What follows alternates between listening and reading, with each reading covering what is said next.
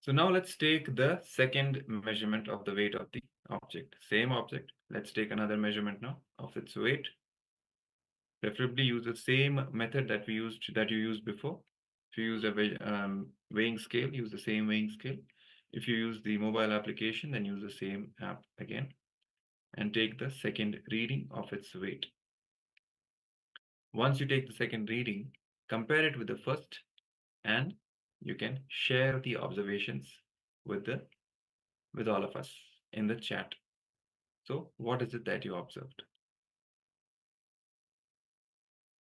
So let's all take the second reading, second measurement of the weight.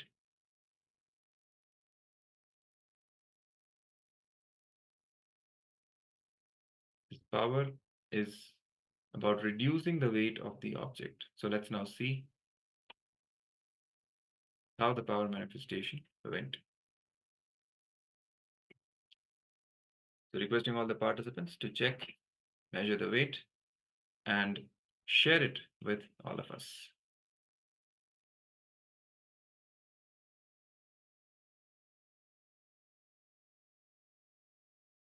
You can share your experience, general experience of power manifestation round as well. How you felt, if any sensations or any other, what kind of inner space you were experiencing, any other experience also you can share along with the observation about the reduction in the weight. Yes, we have one sharing from Ananda Gora Rupini that says measurement result from 25 grams to 24 grams. Wow. So Wes, well done. Great. So we reduced by 1 whole gram. Congratulations, Ma. Well done. Yes. Yes. Showing us the object. Thank you, Ma. And the weighing scale. Weighing Yes. scale. Thank you very much, Ma. Great.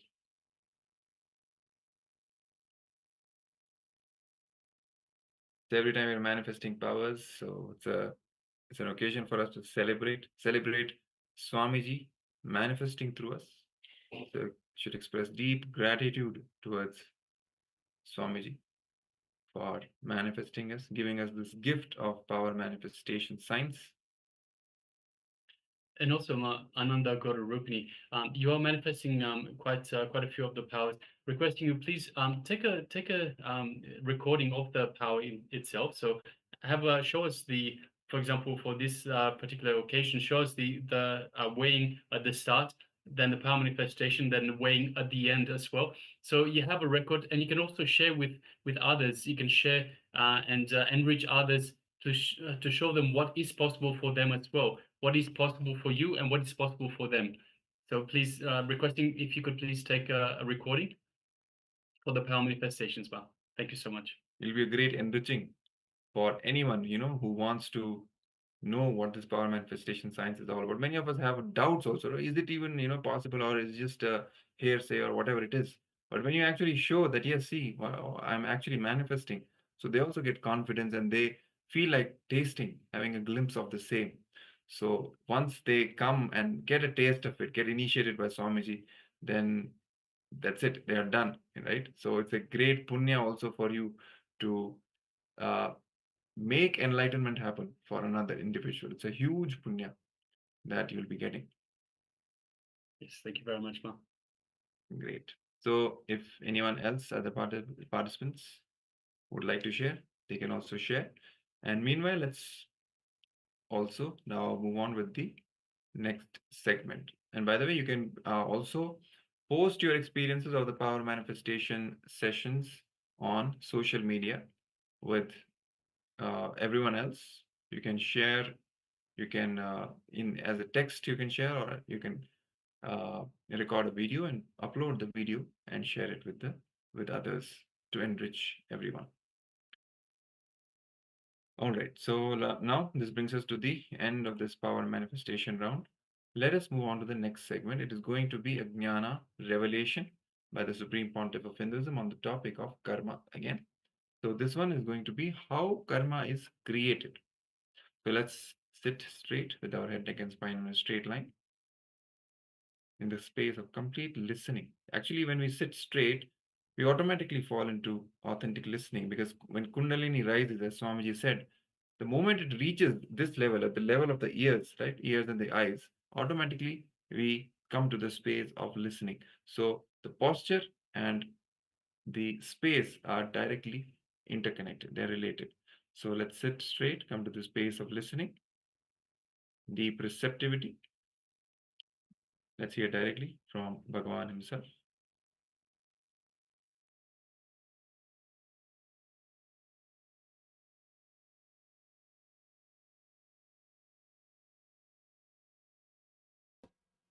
Krishna clearly explains.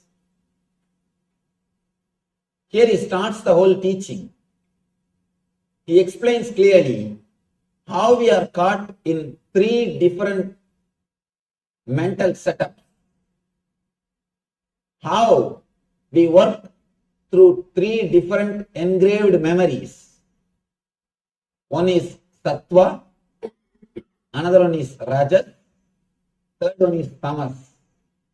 But here the translation says, goodness is the word for Tatwa, passion is the word for Rajas, ignorance is the word for Tamas. No, exactly they are not equivalent words.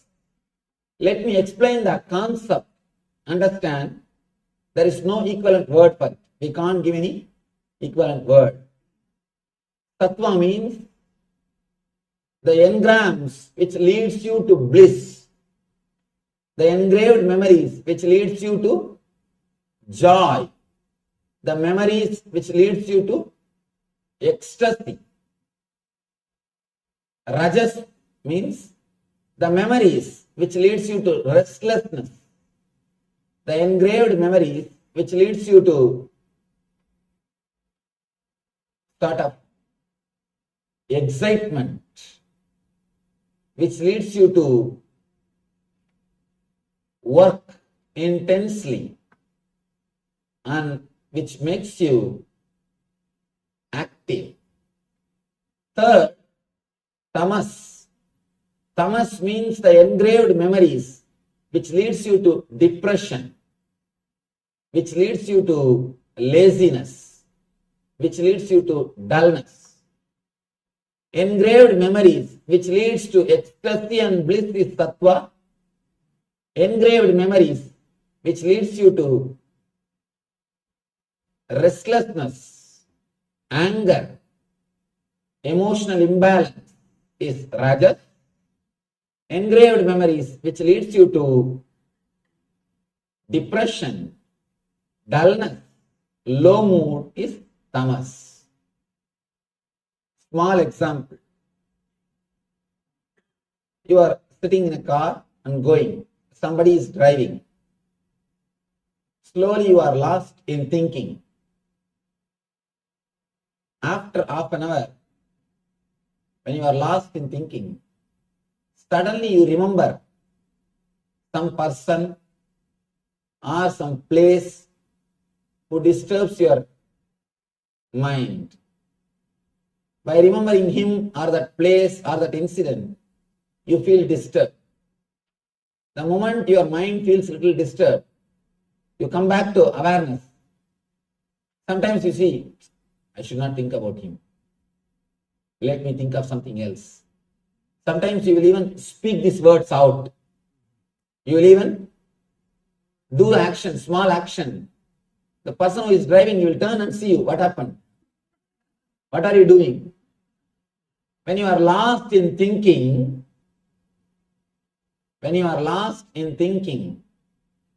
some memories comes up which makes you feel depressed or dull, disturbed, and suddenly you come back to awareness and you say, what am I thinking?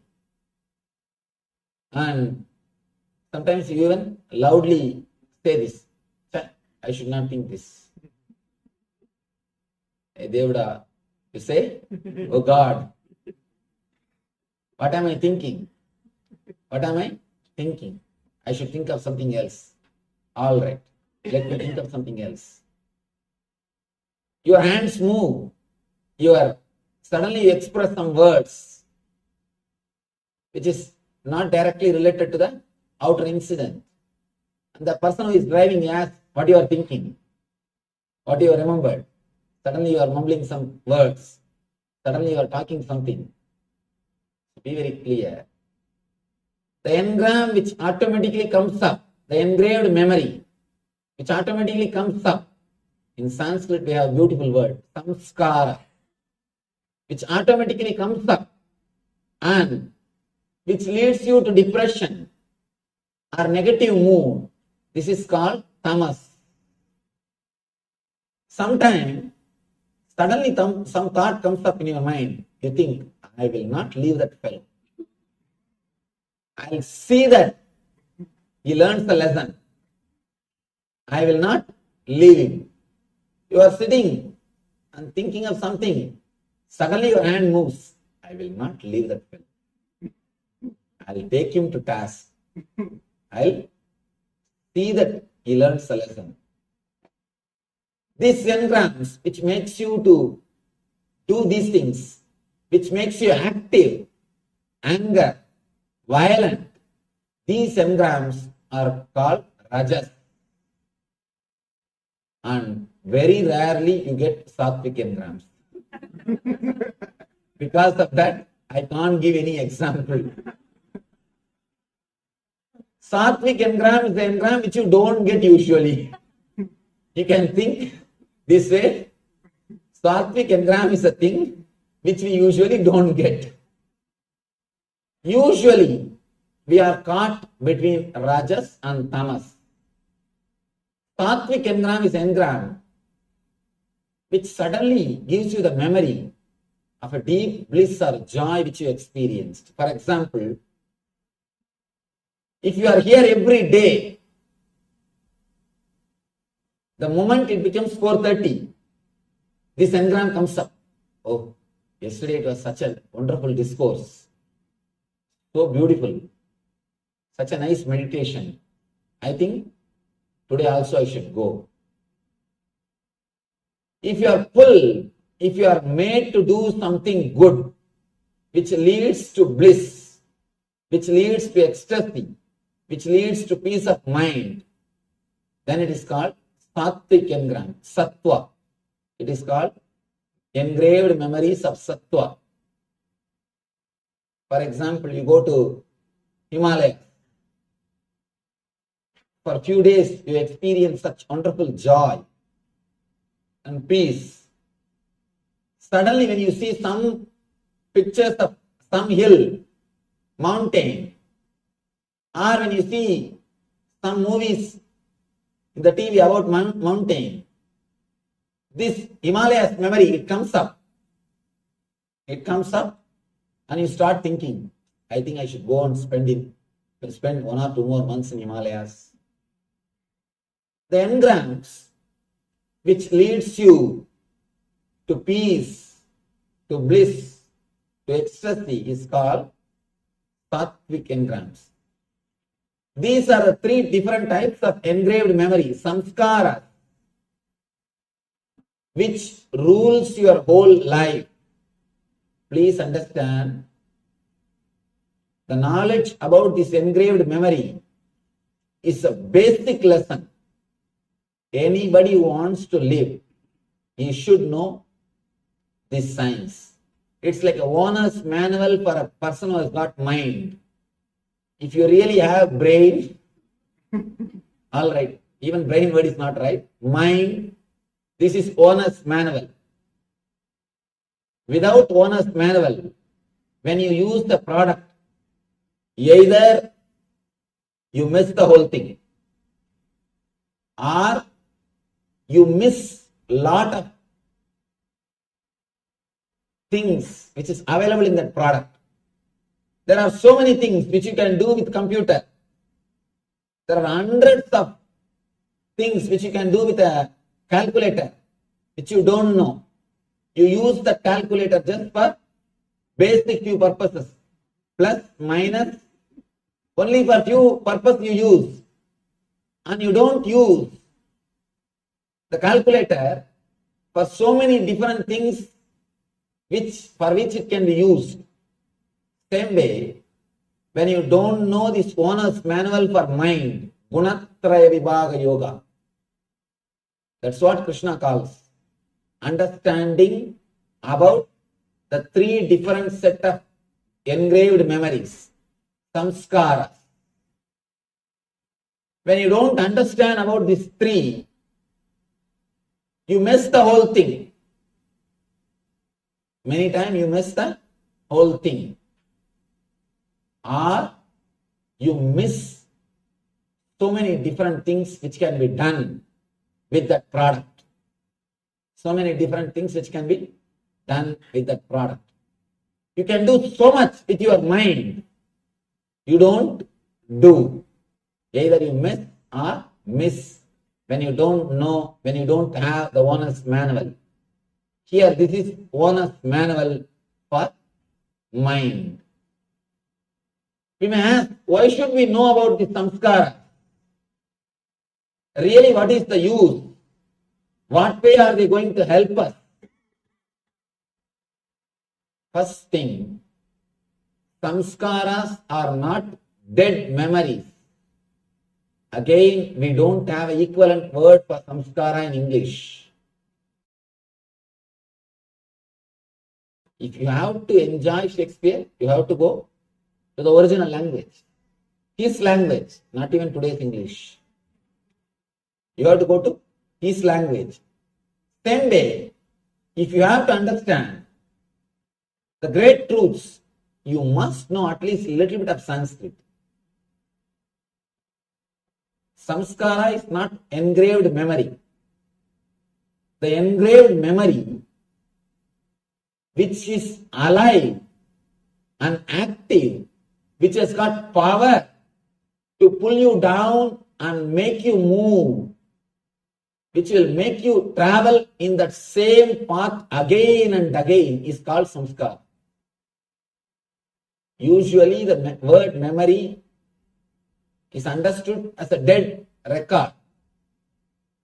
But samskara is not just dead record. Please be very clear. It is not just dead memory. It is not just like a computer memory where all the pictures and Word documents are stored. No. It has got power to pull you again automatically and to make you walk in the same path. It has got so much of power. Automatically attracts you. It calls you and makes you walk, travel in the same path. By you walking in the same path, the engraving gets little more deeper. The memory goes little more deep. It is a living memory. It is not dead memory. The more you travel on that memory, the more you live with that memory, more it becomes part of your being. It travels to your deeper level consciousness. Here, today, Krishna is trying to explain step by step how you are caught in these three levels of memory and how you are again and again pulled and pushed by these three memories. It's almost like having three wives. Only God can manage. Here, he gives you a clear understanding how to live with all these three, some engraved memories. And one more important thing you should understand, because these memories are living energies, they are not just dead, they are living energies. See, when they are living energies, they can do something bad as well as they can be put to use to do something good also. See, whenever somebody has got energy to do bad, you can always tap him in the right way and make him to do good things. I have seen in my life, in my experience, I tell you, nobody else puts so much of effort and goes to the depth of meditation like prisoners. In prisons, we conduct meditation programs. I have seen they go to such a depth. They are so involved. And compared to prisoners, outsiders just do the meditation as so, that's all. People who are in the prison, when they take it up, they really take it up. And they are so intense. When they are transformed, their whole life, they just transform the whole thing. They don't do anything half-half. See, if you look deeply, there are so many saints, life I can quote. Valmiki, in South India, a great saint called Arunagirinatha. There are so many saints who were sinners. But the moment when the turning happened, when they took turn, when the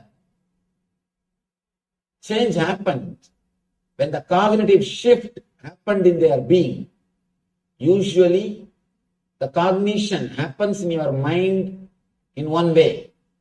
You receive the data, process it, and deliver the result.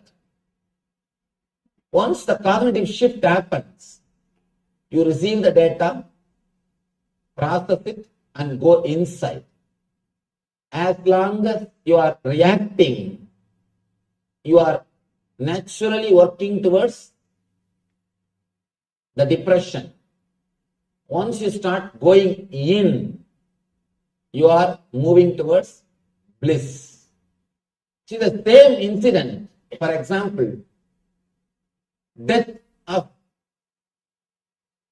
somebody who is close to you, somebody who is near and dear, the person dies. The same incident can lead you to spiritual path, or it can lead you to frustration. You can think, anyhow, I am also going to die. Let us do what I want. Let us do what I want. What is there? Small story. One guy was about to be hanged, about to be given death sentence. The police officer asked, do you have any wish? Last wish? He said, no. If you want, pray to God and ask for forgiveness so that He will bless you. He says, I wanted to remember God, but not the way in which you said. I feel if I would have known earlier I will be hanged, I would have done little more sins. Anyhow, when the result is known, result is hanging. I feel I have missed some sins. If at all I have to remember him, I remember and ask him, why did you not tell me that I am going to have this punishment? Then I would have committed little more sins. Some people, when they see the death, when they understand that death is ultimate, they think, anyhow, death is ultimate. Let me decide and work towards divine, achieve God, realize Atman. One group. The other group, same incident, turns them. They think, anyhow we are going to die, let us live the way in which we wanted. One group takes, one group of people, they take the path of meditation. The other group takes the path of the outer world. It is up to you which path you choose. Engrams are also living energy. You can choose. Through engrams, you can again and again suffer and torture yourself. Or you can make your whole life as a blissful experience. If you know the signs, how they happen in your being, how you can transform your being, you can take the help of these engraved memories to achieve the eternal consciousness, eternal bliss in your being, in your being. How these engrams, engraved memories, disturb your mind, and how you can transform your very being. He starts explaining. Tatra sattvam nirmalatvat prakasakamanāmayam suga sangena batnādi jnana sangena chanaka. Before entering into this sloka, I will try to present a small diagram through which we can understand how the engrams can affect your decision and how to come out of it. A small diagram I will try to present so that you will be able to understand the engram, the engraved memory deeply, clearly. I already gave the basic understanding about this diagram, but let me repeat it so that you will be able to connect with this samskara. Please understand how we receive any information, data from the outer world, and how we process them and how we take decisions. We come to conclusions. First thing, you see something through the eye. And here I have taken the example of eye. You can replace it anything, ears, or nose, or taste, or the touch. Any one sense. Among these 5 jnanendriyas, any one sense can be replaced here. There are 5 jnanendriyas and 5 karmendriyas. Among the 5 jnanendriyas, any one sense can be placed here. I have taken here eye as an example. Through the eye you see a scene. I am taking the example of this very scene. Me. First, this whole scene, like a picture, it is taken by your eye and it goes to chakshu. Understand? You don't see with the eye, you see through the eye. There is the energy which is inside the eye, which sees.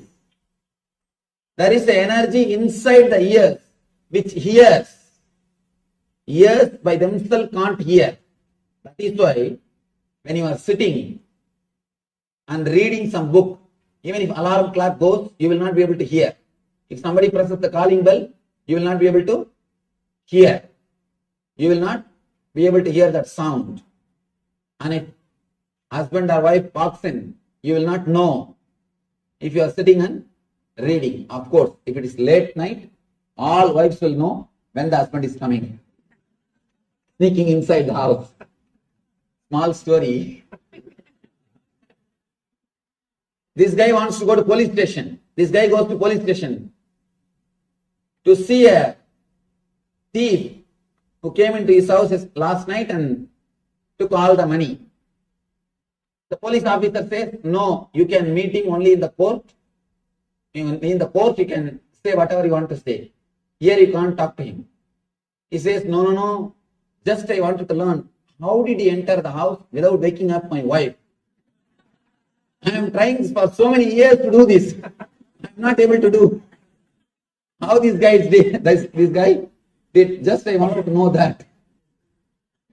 Anyhow, there is something inside your eyes which sees. That is what we call chakshu. See, the whole scene is converted into a file with which you can do the process like a digital signal processor in computer. The software language, the chakshu is almost like a digital signal processor. If you have to work on anything, whether it is a sound or a light or a photograph. First, it has to be converted into a digital file. So in computer, first thing, whether it is a photograph or it is an audio file, it will be converted into digital file. Same way, in your system, whatever you see or hear, the whole thing will be converted. Whole thing will be converted into a biosignal file. Just like a digital file, it will be converted. The conversion happens in this chakshu area only. Then the file starts moving step by step. File goes to chitta. Please understand, if you understand this one thing, the whole life can be transformed. You know where you are where you are reacting, how we are reacting, and how we make big decisions with our assumptions and suffer. Just like if you remember the first story, without thinking, just by imagining, maybe it must be some liquor, and you just put the finger in your mouth. How we do that mistakes, we can understand if you understand this one diagram. The file goes to chitta. Chitta means memory. The place where all the past memories are collected. Of course, all these places are related to memories only. This is the one part where the work of excluding happens. When the file reaches this place, the excluding process starts here. Na iti, na iti. This is not, this is not. Neti, neti happens in this area. Your chitta starts telling, seeing this file. But I am taking the example of this scene which you are seeing now. First you are seeing me. The whole scene is photographed and goes here. It becomes a biosignal file. The file is taken to chitta. Chitta says, this is not a tree. This is not an animal. This is not a plant. This is not this. This is not that. That excluding process happens in this area. Then the file goes to the mind. Mind tries to identify. This is a human being. He is wearing saffron robe. He is standing in the stage. The identification process. Iti, iti. This is it. This is it. That process happens in the mind. Here, neti, neti. Here, iti, iti. This is not happens in chitta. This is it. Identification happens in manas. Then the whole file goes to buddhi. Buddhi is the place where the whole trouble starts. And here the analysis starts. What way I am related to this file? What way I am related to this scene? What way I should respond to this scene? According to the buddhi, if your past memories with me, if they are good, immediately you refer. What happened with yesterday lecture? What happened with earlier when I met this type of situations? You see, if your buddhi refers with the past memory, and it will decide if the past experiences with me, if it was pleasant, then you decide, let me stay and listen.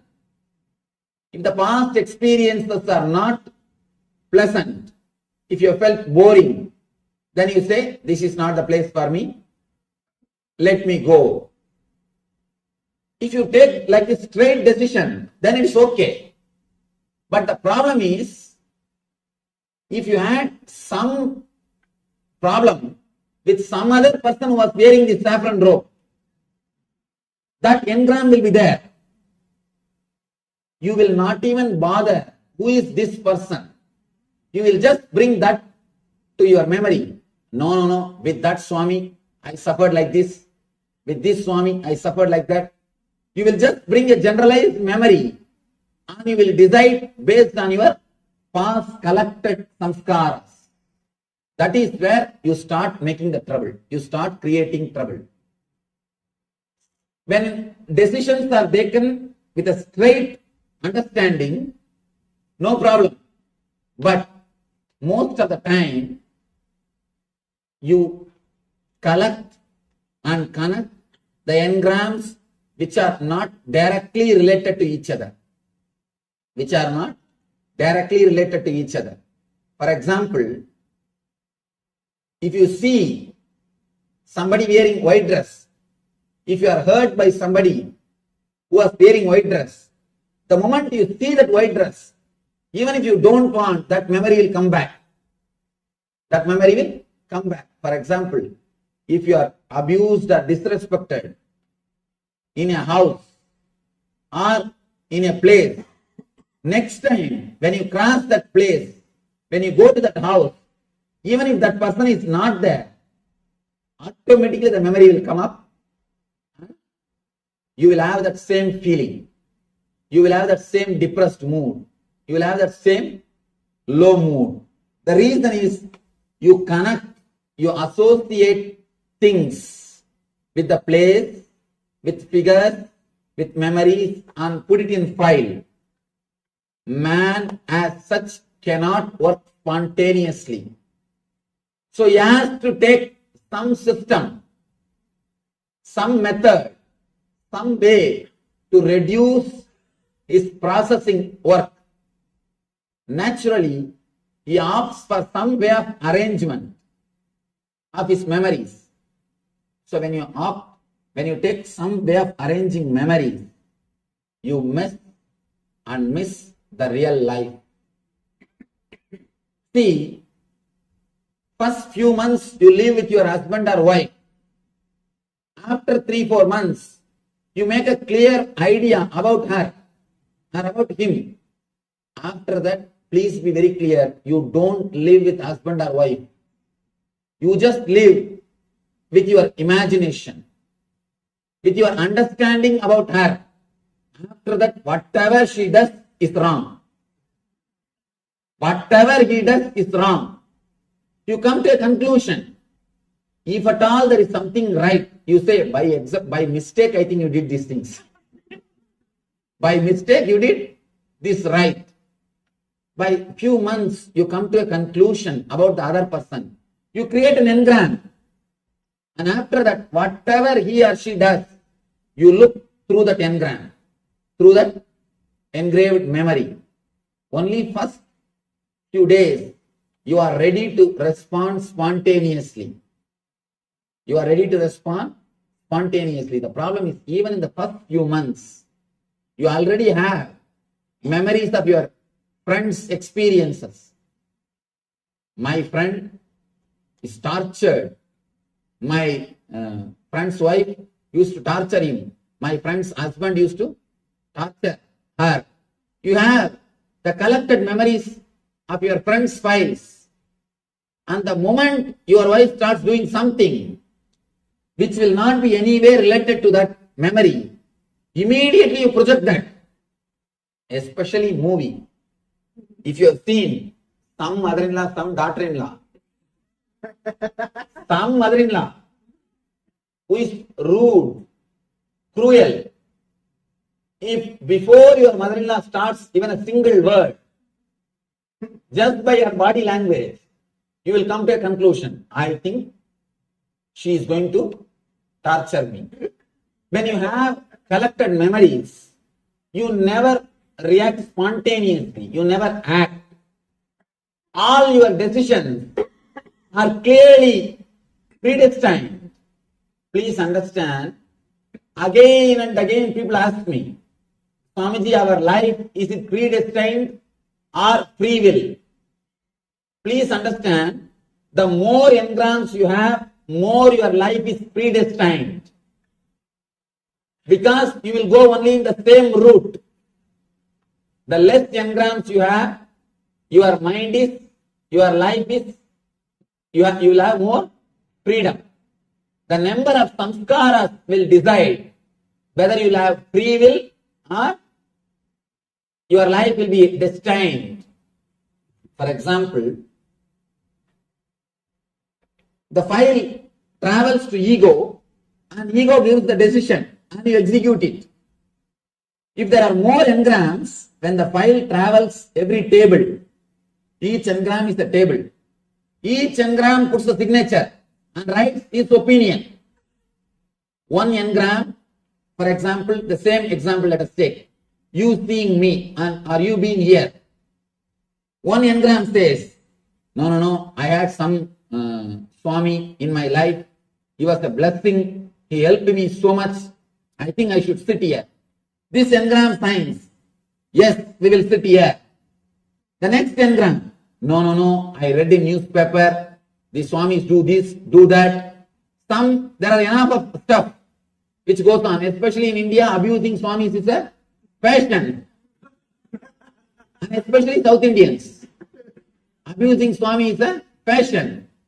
So, all this fashion, lot of fashion things are there. So naturally you will say, no, all these memories are there. Should I sit? Or what should I do? Here this engram says doubt. It signs. And the file goes next. No, yesterday I attended. Really what he is speaking makes sense. I think I should sit. This engram signs, yes. By the time file reaches here, the ego takes all the yes and all the no. And it comes to a conclusion. Whether it says yes or no, that's not a problem. But you already wasted so much of time and energy in this small decision. Already you wasted so much of time, so much of energy in this one simple decision. For example, if you are sitting in the office, morning around 9 o'clock, you don't have to do anything. Just sit and worry, get stressed out, you will have shoulder pain. If you are stressed out, worrying 15 minutes about something, you will have shoulder pain. How many of you experienced? Just 10-15 minutes, you will have shoulder pain. Nothing else needs to be done. Just simple worrying, simple decision making, you will have shoulder pain. Restlessness. The more the engrams, more you will be restless. The people with engrams can never sit in a relaxed way. Have you seen people continuously, they will be shaking the legs. Continuously they will be shaking the legs. The initial level they have to shake. After some time they will have Parkinson's, automatically it will shake, that's all. In the initial you have to shake with effort. After that, automatically it will shake. The stress, people with stress cannot sit quietly. So much of physical movement, so much of physical restlessness, because too many decisions are happening inside their unconscious. This space between the buddhi and ego is called unconscious.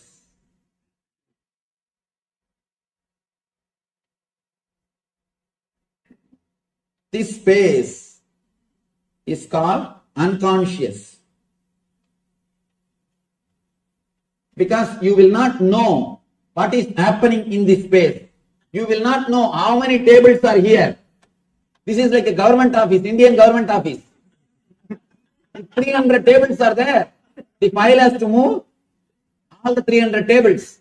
And when it will move, and who will sign what, and what final result, what it will come, neither you know, nor God knows.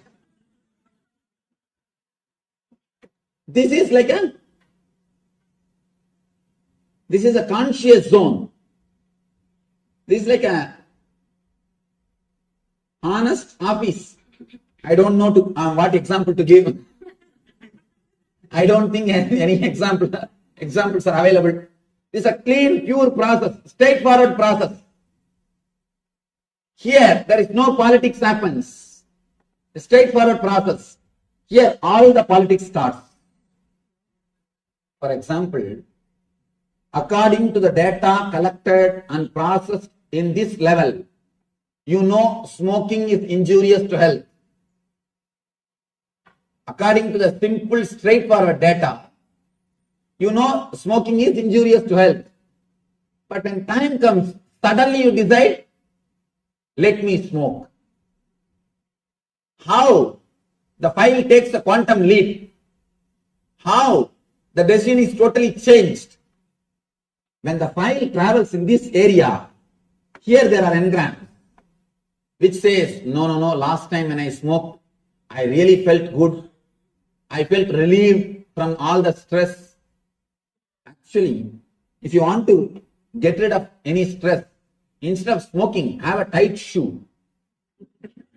Because the tight shoe, when you have a tight shoe, all other worries will be forgotten. You will forget all other worries. Smoking and having tight shoes is one and the same. By smoking, you are trying to forget. By creating bigger problem, you try to forget the smaller problems. The same logic with the tight shoes also. Tight shoes. Automatically, you will forget all the smaller worries, all the smaller problems. Here, all the past memories, I smoked, I felt relieved. I had all my stress, all the stress disappeared. All these things happens in this area. Because of that only, suddenly you decide which you never wanted to decide. Suddenly you shout, and after 10 minutes you start repenting. Why did I shout? I always wanted to control myself. I always wanted to keep a smiling face. Or at least I always wanted people to tell that I am having a smiling face. Either I want to keep, or I wanted people to recognize me as a smiling person. Why did I shout? You repent. You decide. Suddenly, you react suddenly because of these engrams. There are so many decisions which you take out of these engraved memories and repent, suffer later on.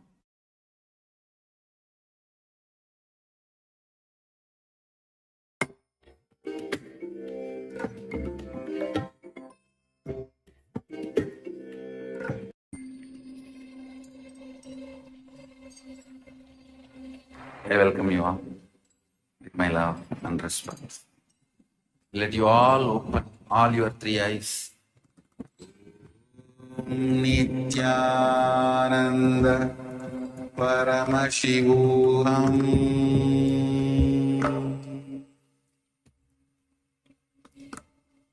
Om Nityananda Paramashivoham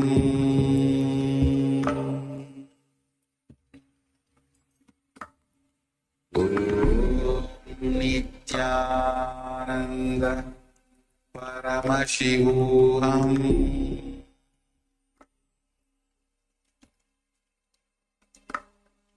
Om Nityananda Paramashivoham Om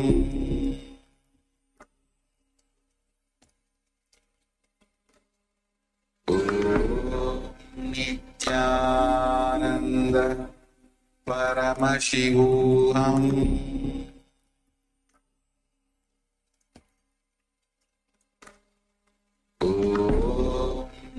Nityananda Paramashivoham Om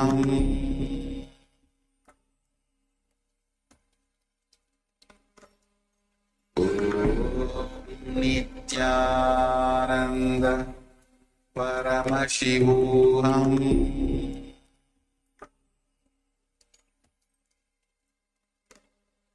Om Nityananda Paramashivoham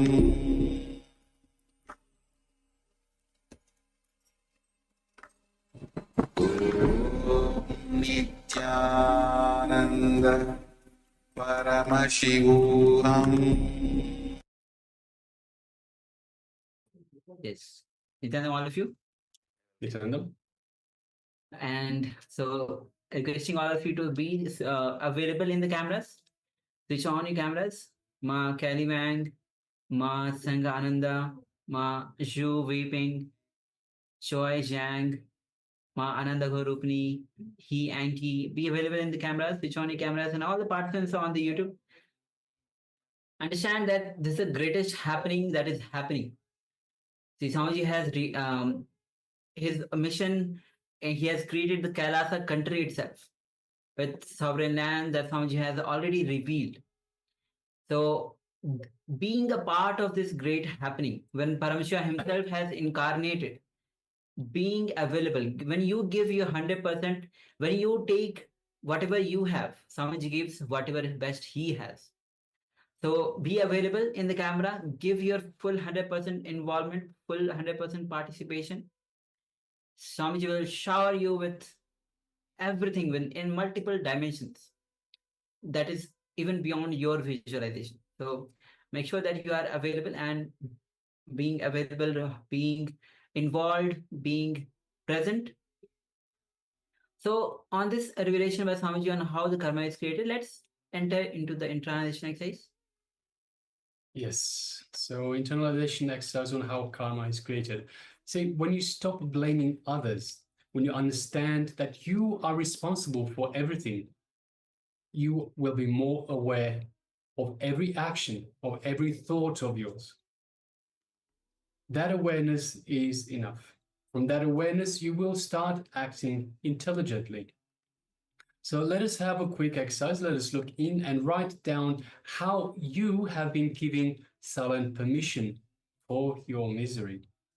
For example, you might be getting frustrated, having no clear plan, you're not communicating adequately, you're isolating yourself. So once again, by blaming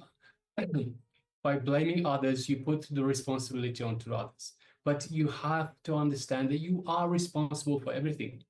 You will become more and more aware of every action, of every thought, just by simply taking responsibility, understanding that you are responsible for everything. And once again, that awareness is enough. From that awareness, you will act intelligently. So let us have a look inside once again and see how you have been giving silent permission for your misery by not taking responsibility. So let us take a few minutes, requesting participants to gather a pen and paper. So you will need a pen and paper to write this down. Again, it is an exercise for yourself. So the exercise is for yourself. No one's going to mark you on it. Please be as honest as you can. It is for yourself only.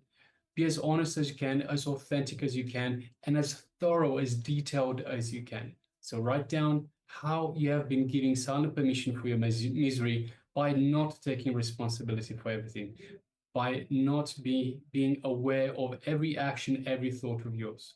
So let us begin.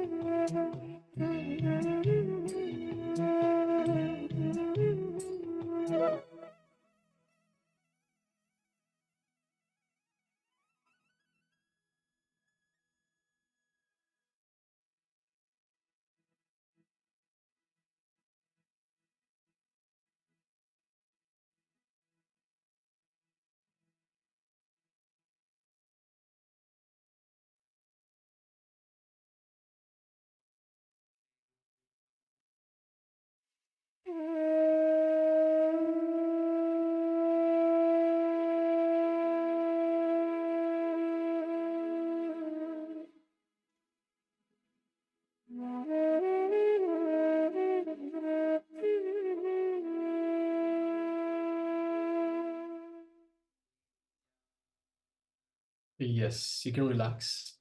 And how many of you did you manage to write down a few of these? Can I have a show of hands?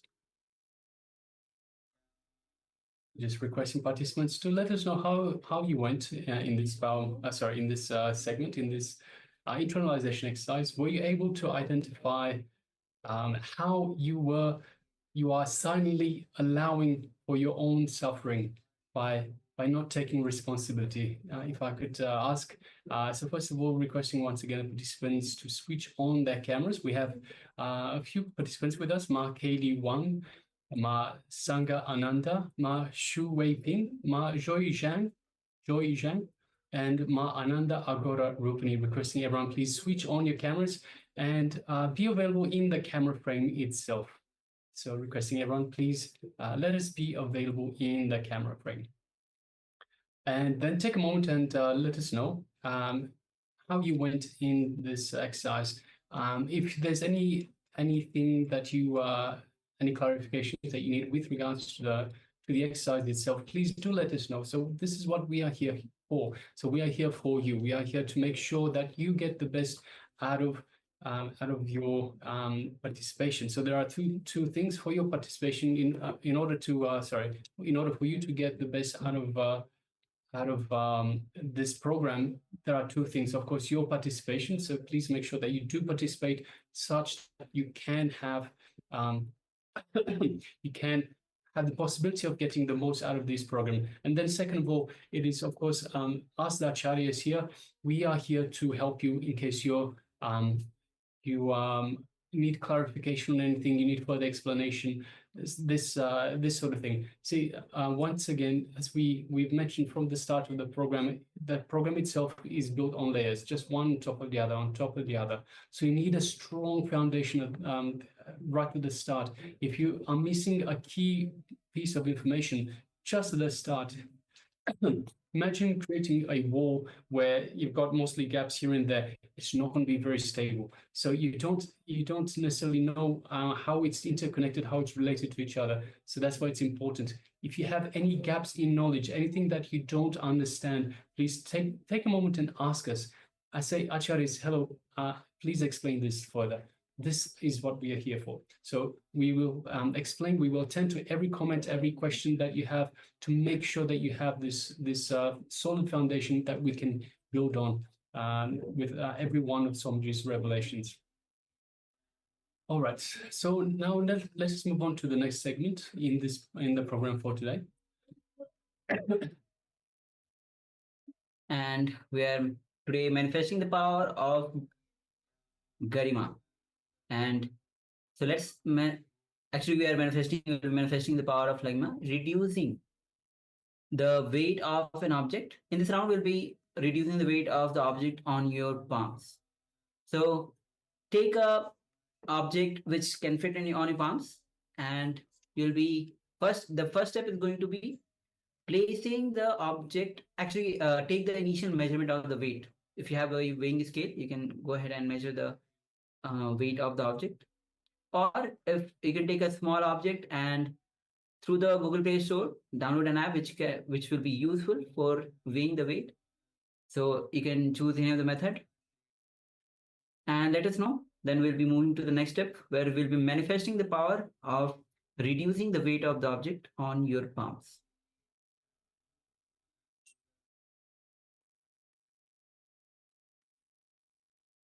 So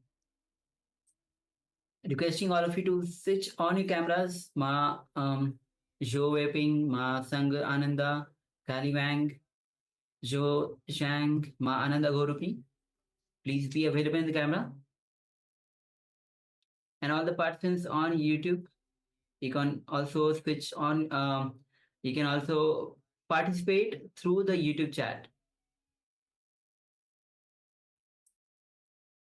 All right, now let's enter into the manifestation.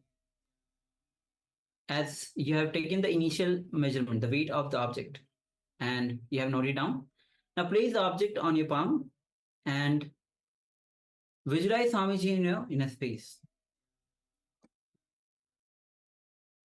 And with strong declaration, strong conscious declaration, declare the reduction of the weight. As you start chanting the Mahavakya, Om Nityananda Paramashivoham, Om Nityananda Paramashivoham, Om Nityananda Paramashivoham. Keep chanting the Mahavakya. And as you give the strong declaration to reduce the weight of the object, any thought that comes that stops you from manifesting this power, just unclutch. Go on unclutching. And from that pure unclutched space, let's manifest this power. We can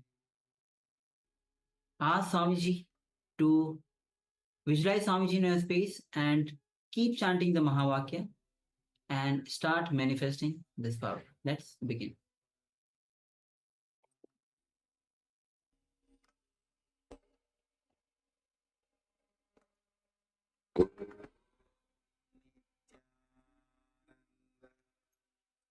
Paramashivoham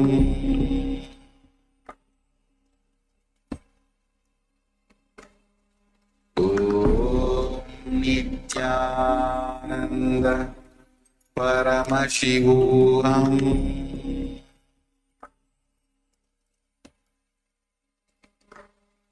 Om Nityananda Paramashivoham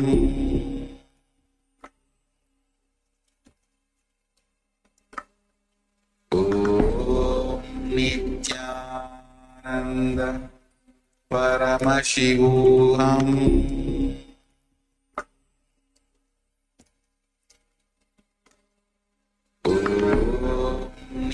Nityananda Paramashivoham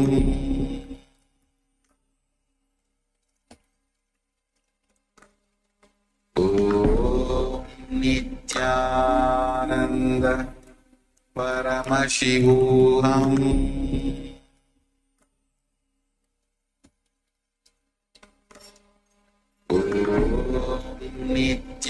Nityananda Paramashivoham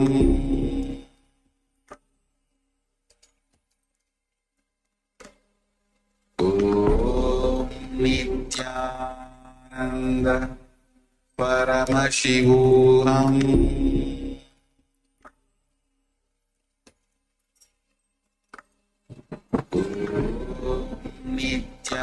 Nityananda Paramashivoham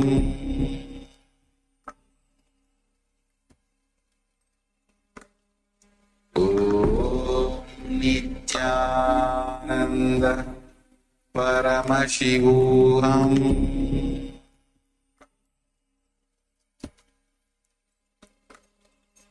Om Nityananda Paramashivoham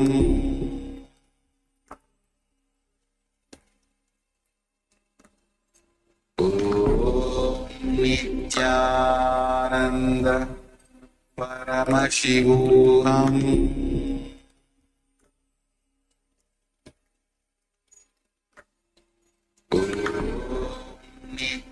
Nityananda Paramashivoham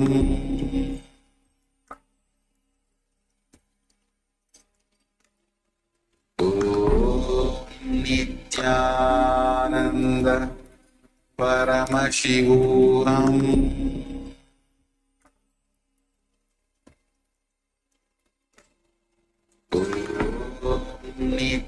Nityananda Paramashivoham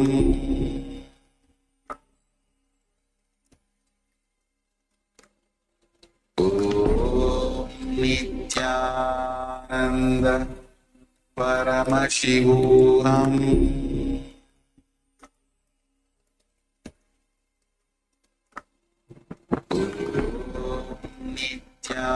Nityananda Paramashivoham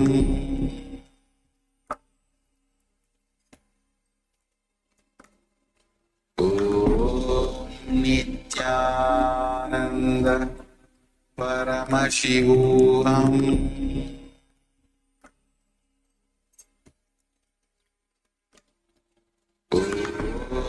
Nityananda Paramashivoham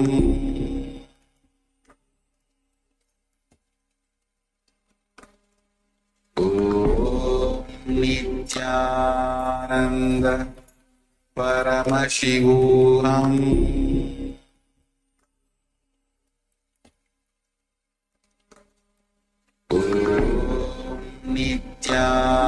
Nityananda Paramashivoham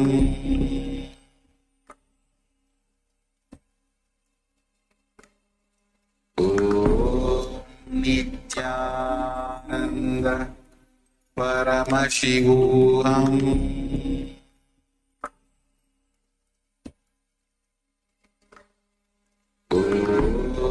Nityananda Paramashivoham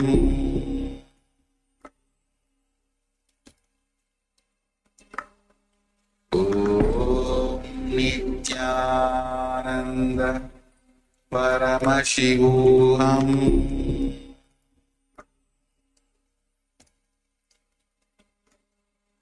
Om Nityananda Paramashivoham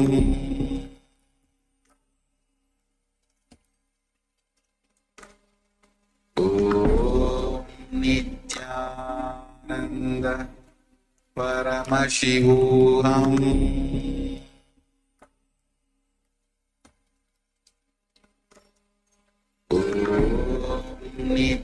Nityananda Paramashivoham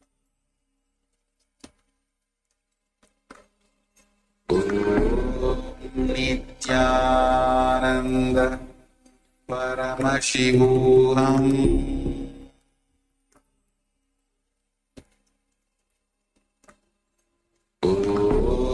Nityananda Paramashivoham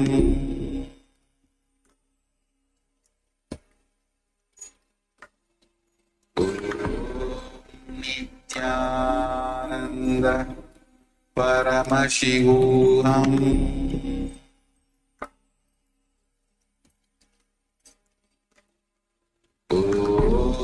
Nityananda Paramashivoham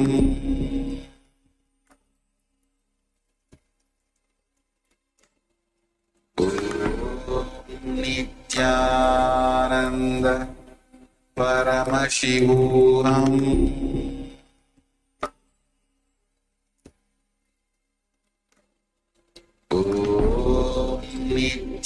Nityananda Paramashivoham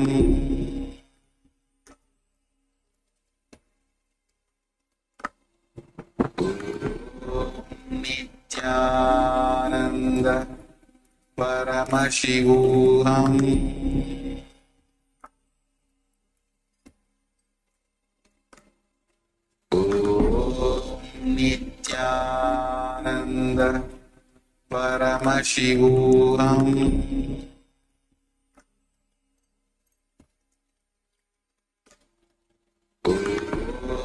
Nityananda Paramashivoham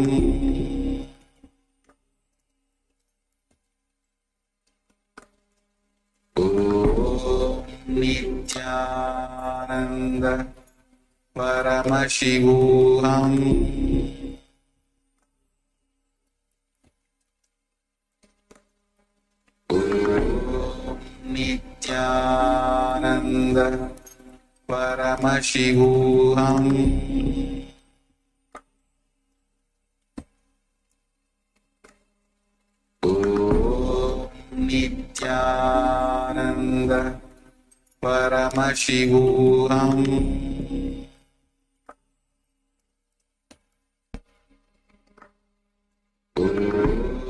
Nityananda Paramashivoham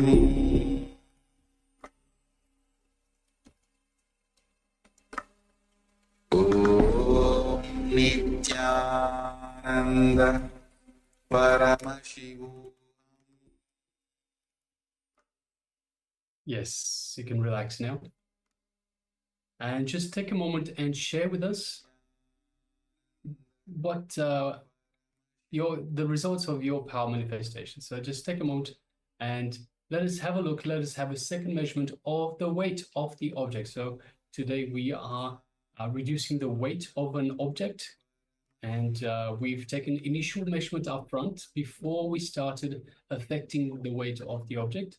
So now requesting the participants yourselves to once again measure the weight of the object a second time. Have a look at the difference between the first measurement and the second measurement, and let us know, were you successful? Did you manage to reduce the weight of the object? So let us take a moment to share with us. Take the measurement and share with us in the chat box. And of course, all the participants on YouTube, you can do the same.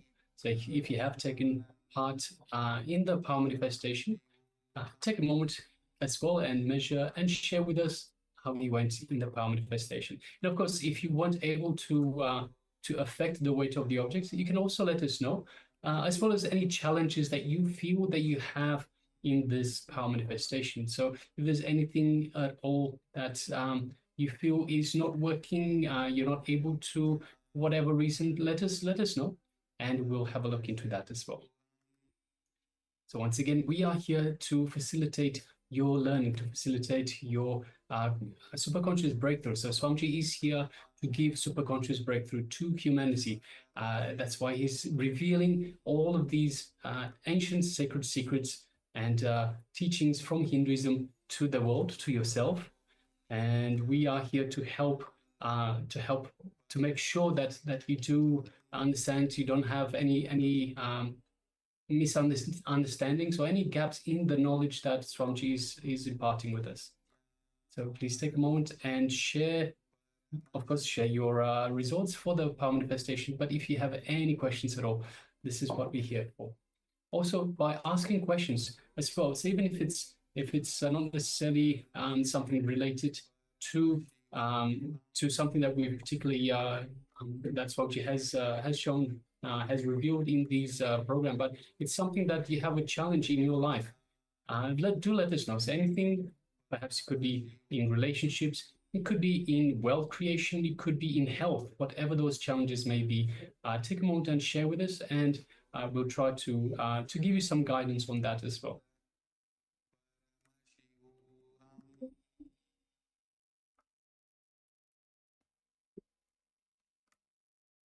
And other participants on YouTube?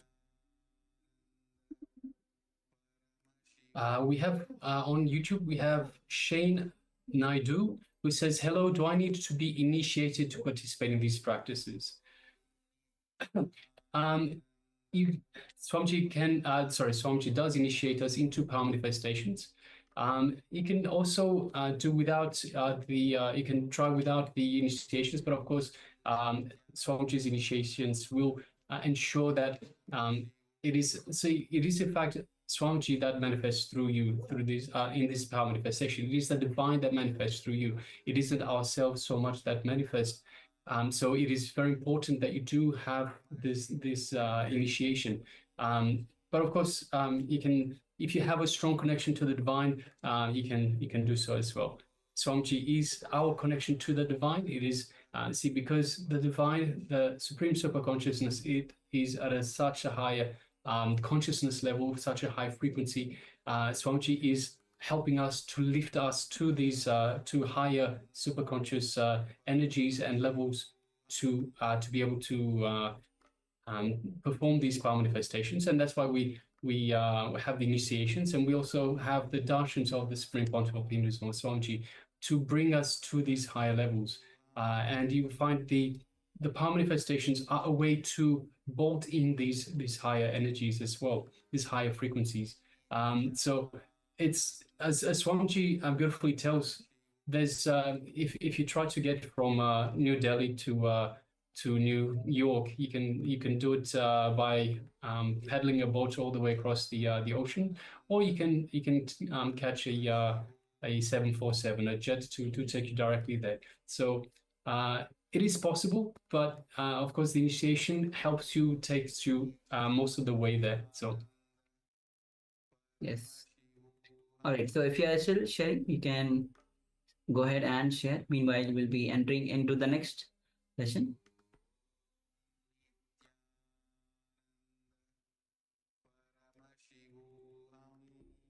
And also, we'll be having the next season just after this will be where you'll be initiated the day one itself, where day one Swamiji initiates all of us into the third eye powers.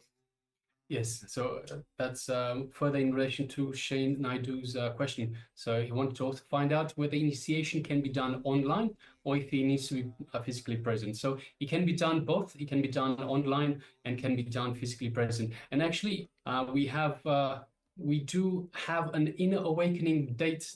So the inner awakening program will once again start to be available to the public, and which means you can be physically present for the program itself. And that's the dates for that will be releasing, has been released already. We will be sharing with you shortly. So we'll be sharing in the chat box itself. So you can definitely have the online initiation, which is done in the we can have it in the Paramashivoham Level 1 program, Level 1, Level 2, Level 3. It is on the first day. So right now we're in day number 18 of the program. So we have 17 of the program, I beg your pardon. So we have a few more days up to day 21 of this program. Then we'll start again from day one. So we do have the online. So as part of this program, Swamiji will be initiating people online, but we also have the the Inner Awakening program that is coming up. I think it is February to March, February 26 to March 18, something along those lines. So we'll be putting down the exact dates as well for the Inner Awakening program, the physical program as well. Yes, the date for the Inner Awakening is from 26th of March, February to 18th of March. Yes. So do get yourself ready if you want to go there in person. And of course, Inner Awakening is such a beautiful program. It really is worth being there in the presence of the Master. It is such a wonderful program. All right. So Shane and I hope that answers your questions. Thank you. All our love as well. Okay. So Shane says, thank you, brother. I love you all. Great. And if you have any further questions, how you want to be a part of KAILASA, whether if you are interested in taking sannyas, if you are interested in offering your gratitude to the Supreme Pontiff of Hinduism, Bhagavan Sri Nityananda Paramasham, you can also comment that. And anyhow, now you know that Swamiji has created KAILASA, where Swamiji is offering KAILASA. To be a part of KAILASA, you can come as a sannyasi, being a part of, in several ways you can become a part of it. Let us know how you wish to become a part of the KAILASA, how you want to offer your gratitude to Swamiji. And 3rd of January, which is just a couple of days, 3 days from now, we'll be having the celebration of the Jayanti of Swamiji himself. So that's one of the great day to, and most auspicious day to offer your gratitude. So you're most welcome for that. And also we'll be having sannyas initiation as well. Let us know if you are interested, or any of your friends and family, those who are actually interested in taking sannyas, you can reach out to them and we'll be giving you the further details. Yes, and of course, if you're curious what sannyas is, if you're unsure about sannyas, or you want a little bit more information before you take the plunge, do let us know and we can provide you with more information on that as well. All right. So let us know in the comment box. We'll be reaching out to you.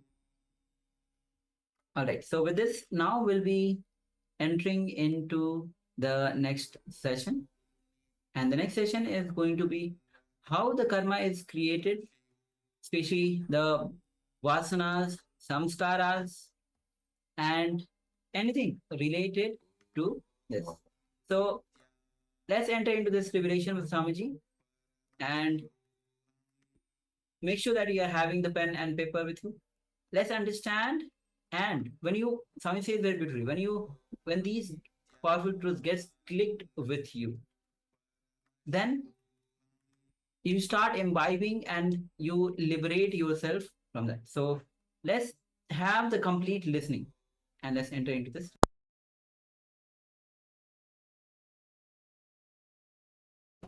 Welcome you all with my love and respects.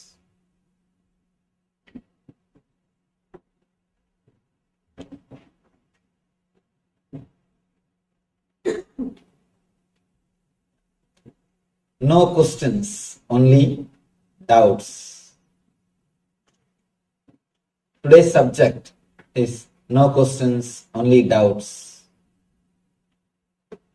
By now, Arjuna has settled.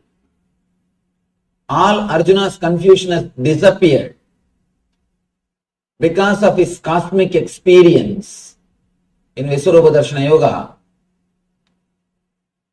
Because of the first-hand spiritual experience, all the doubts of Arjuna has disappeared. He achieved the depth, he achieved clear understanding, you can say he achieved the intensity. He has achieved the intensity of spiritual experience. Now, he's a new person. No more just intellectual doubts. No more just intellectual questions. Now he is coming to a point where he is totally ready to receive Krishna. Understand? As long as you have question, you will not receive the answer. Question is just defending yourself, defending your prejudice, defending your understanding. Doubt means person who is ready to digest the master, who is ready to receive the master, who is ready to imbibe the master. Whatever words comes out of him is doubt. Doubt makes master to express himself. Question makes master to close himself. Question is violence. Of course, almost all questions are violent. Please be very clear. The words which you express can be categorized into two. One is question, another one is doubt. Question means violent, arrogance. Just to express you know something or to defend what you know is truth. Most of the time, people question just to show that they know something. That they know something. I have seen people coming and asking me big statements, sentence. Swamiji, that Brahma Sutra says Brahman is beyond comprehension, Brahman is beyond understanding, Brahman is beyond the intellect. Is it not right? You can see this very question says, all he wants to know, all he wants to do is, he wants to show. He read Brahma Sutra and he understood. That's all. This statement, the whole thing is not a question. There is no question in it. The question without question is question. Question with question is doubt. The question with question is doubt. Doubt without question is question. Now Arjuna has come to a understanding. Because of his first-hand experience, he has come to the level of doubt. No more question. He is not asking what is more beneficial for me. All that calculation has disappeared. The accounts has disappeared. He is not asking anymore what is best for me.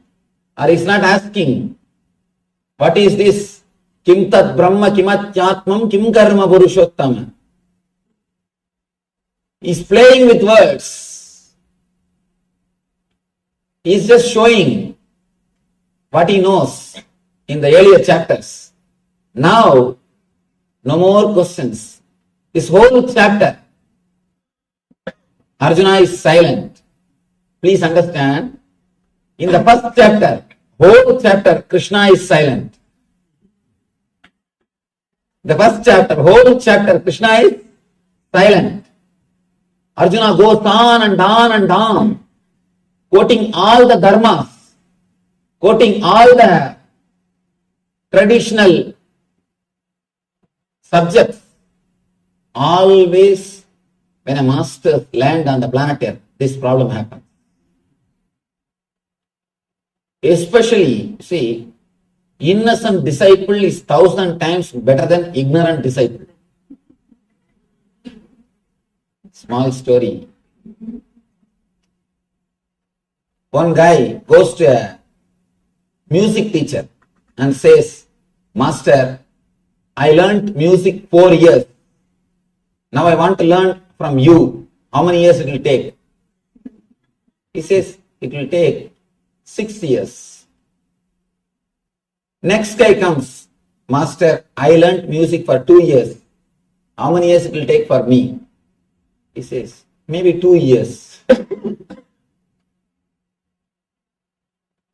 Third guy comes, Master, I have not learnt anything. I am fresh. How many years it will take for me? He says, no time. Simply you will pick up from me directly. You will directly imbibe me. You will just take me in your being. The big problem is, if you have learnt already, you need to do first thing, unconditioning or deconditioning. Here, whenever the masters land, they bring the same Shastra but with life. But what we read in books is just words. The same word, if you read in books, it will not give you any transformation. Let me be very clear, even my books, including my books. Somebody asked me, actually, I was dictating one of my book and the disciple was sitting and writing. On person who is helping me, he was sitting and writing. Suddenly on one spot, he stopped me. Swamiji, please tell that statement clearly, I am not able to understand. I gave that statement clearly. Then he said, Swamiji, what is this? Just 3 chapters ago you made another one statement, now it is contradicting. It will confuse people. I told him, write what I say. Don't talk more. Then he asked me, if I myself get confused, naturally people will get confused. Then I have to tell the truth. What for you think I am writing books? To tell you honestly, let me be very clear. Books are just to create little confusion so that you will start searching. You will start seeking the truth in reality. No book can give you the truth. Books are created just to create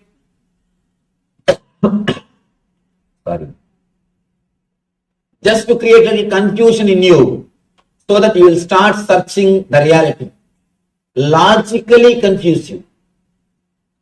Books are techniques to logically confuse you. If you honestly, intensely read Gita from first chapter to last chapter, simply you will be confused. If you are not confused, be very clear, you are not read properly. No book can give you the truth. But the books are great inspiration. It will inspire you to search a living master. That is the only result. That's the only thing masters wanted. That is the only thing they wanted to achieve through books. So that when you are logically confused, you start searching a living master. But the difficulty is, there are some people who take books as an authority. Instead of living truth, they just start thinking intellectual knowledge is authority. And not only that, they start questioning. They start asking or demanding proof from the masters for their words based on these people their intellectual understanding. First thing, when I utter a word, the meaning which I give is different, and the meaning which you take is different. When I utter a word Atman, I use the Sanskrit dictionary. When you receive that word Atman, you use Oxford dictionary. Naturally the problem starts. If you are with a living master in my presence, you can always question me. You can always clarify. Or a living master knows by seeing the face of a disciple, he knows whether he has understood or not. He will go for further explanation. Things can be much more clear, straight. But when you are playing with books, you are just playing with your mind. That is why people feel more comfortable with books than going and meeting a living master. Please understand, you are seeking, your spiritual seeking, whether it is a real seeking or just a game, how to measure. This is the scale. If you feel comfortable just playing with books and old masters' photographs, Be very clear, your seeking is pseudo. Just time pass, good entertainment. Good entertainment. Sometimes you feel guilty, whole day sitting in front of TV, whole day doing something worldly. Especially Indians, from the young age, somehow they are taught. Always you should not be engaged in sense enjoyments. You should search a little bit of spirituality. So once in a while you get some book,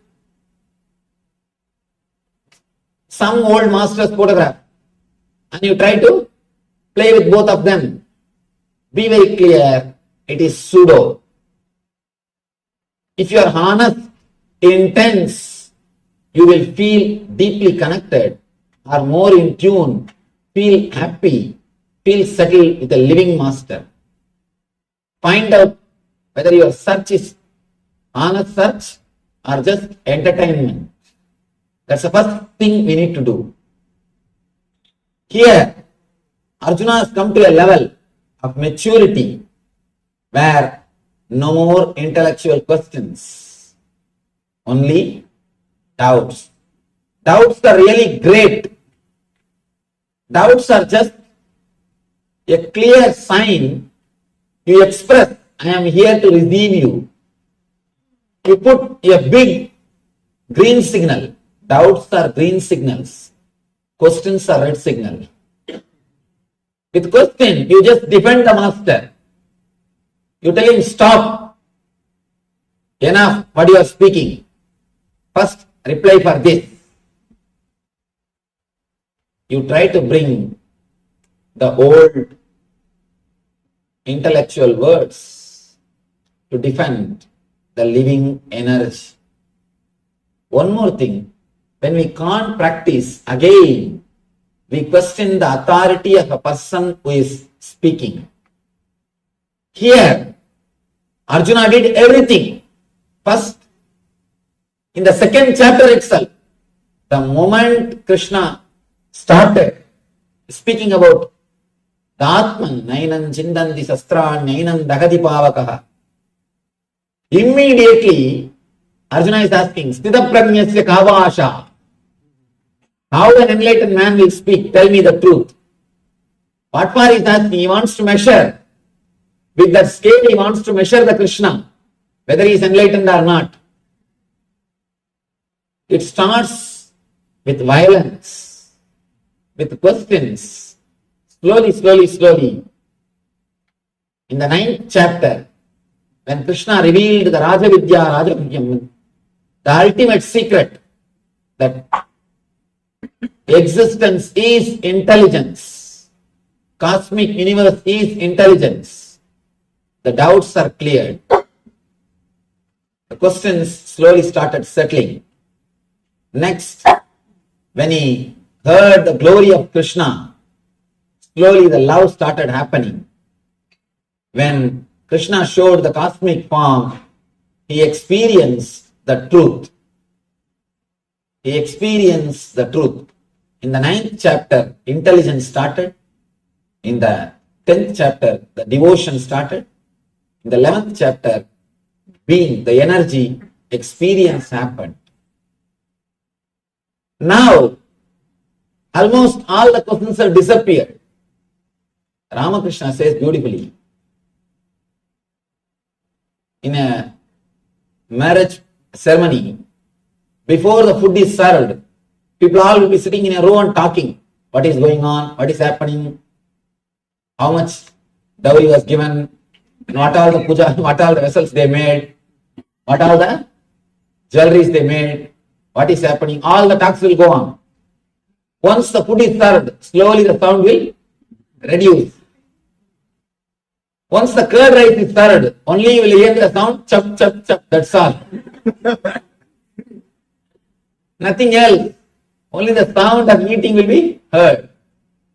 Ramakrishna says, till you receive the experience, as long as you are reading the menu card, means only books, the talking, noise, sound will continuously go on. Once once you started the experience, all the sounds will disappear. You will have only small sounds which expresses your experience, nothing else. Here, first thing, Arjuna has questioned the authority of Krishna and got clear. Then he is questioning, what is beneficial for me? The account's mind. First resistance, then indifference, now acceptance. All that account's mind has disappeared. You should understand one thing. Person who is creative, person who is Brahma, the energy of Brahma, the energy of creator is different. The person who is accounting, continuously doing calculation is totally different. Architects are creators, engineers are accountants. Architects are creators, engineers are accountants. Engineers may have money, but architects will have a tremendous satisfaction that they have created. When you create something, you become God. That is why the creativity gives you such a deep satisfaction. Nobody can create except God. Only God can create. If you are creating something, at that moment you are experiencing godliness in you. Please be very clear. Nobody except God can create. If you are creating something, at that moment you are experiencing godliness in you. That is why in the Vedic system, when a woman is pregnant, she is worshipped, respected. She is respected. Of course, in those days,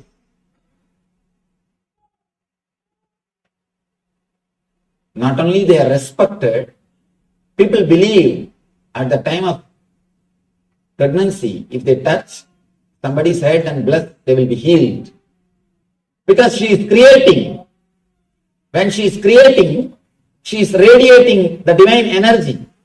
She is God. She is experiencing godliness. She is experiencing the divinity in her. Only godliness can create. Architects will have tremendous satisfaction. Engineers may have money, but not the satisfaction that they created. A small story. 2 architects and 2 engineers. Both of them are traveling from Bangalore to Delhi.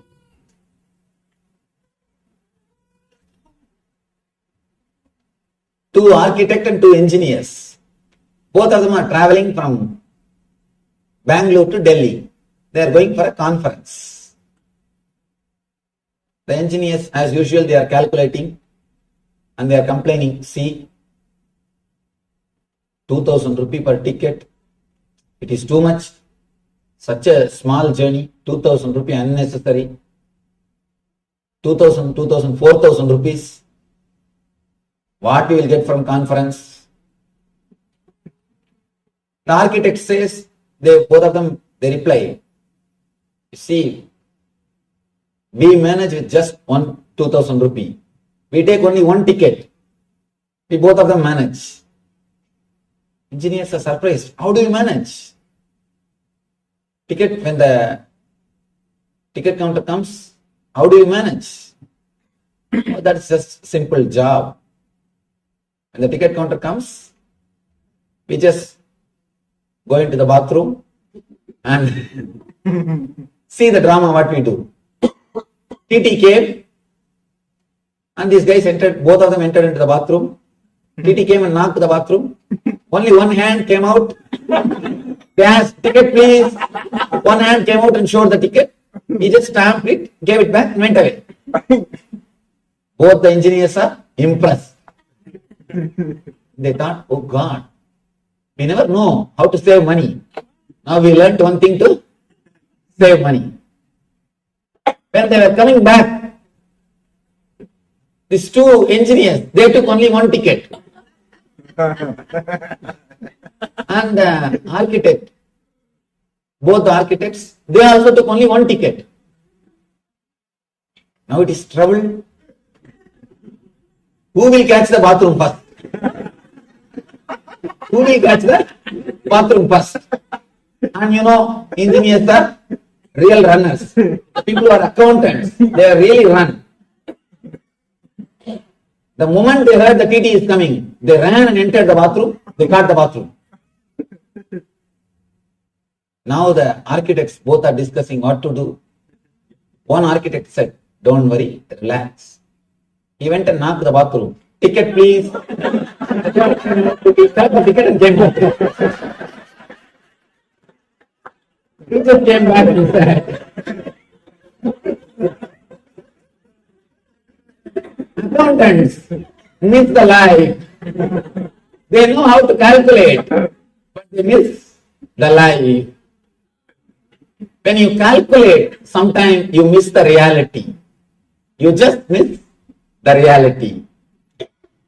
Here, all the accounts is over. Krishna has asked, what is more beneficial for me? All the things are answered. Now he has come down to the level of just few doubts. Doubts are not for anything. Little more tips. Now, the whole tune has changed. With questions, the tune is, what are you talking? Whatever I learned is totally different. And now you are talking something different. All that violence has disappeared. Now, Arjuna has come to the level, he says, yes, master, I know the whole thing. Please give me some more tips. How I can imbibe you. Please tell me something if you have forgotten. If you have forgotten something to tell. If you have something more, please tell me. I will be happy to receive those messages also. I will be happy to receive them also. Throughout this chapter, he is silent. No questions, only doubts. Bhagavan starts. Sri Bhagavan Uvacha Urdvamulam Adaschaham Asvattam Brahuravyayam Chandam Siyasya Varnani Yastam Veda Savedavit. Bhagavan says, it is said that there is an imperishable banyan tree that has its roots upward and its branches down, and whose leaves are Vedic hymns. One who knows this tree is the knower of the Vedas. Now he is coming to the causal body. If you attended yesterday's discourse, you will be able to understand, because Krishna continues from the last chapter. Next, all the 3 chapters are completely connected to each other. Last chapter and this chapter, next and next. All these chapters are completely connected except the 18th, the 14, 15, 16, 17. All the 4 chapters are continuous discourses. Now Krishna comes to causal layer. Yesterday he spoke about the first 4 layers. Now he is coming to causal layer. He is explaining about the deeper layers. Of course, physical body, you know, body which is made out of flesh and bones, which you are having now. The next layer, these are all components of your being. All these 7 layers put together only you. You as you are is totality of all these 7 layers. The second layer, pranic body, is filled with desires. Filled with desires, which controls the air energy, prana, vyana, udana, samana, apana. All the different air movements of your body. And yesterday we saw the lessons from Krishna, how we are creating self-contradicting desires, how we are creating self-contradicting words and giving life to them and suffering. When we create self-contradicting words, it leads to restlessness, rajas, and the rajas leads to tamas, tiredness, dullness, depression. So this layer belongs to tamas.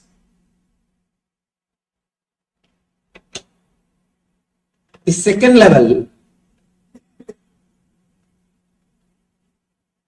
this is sattva.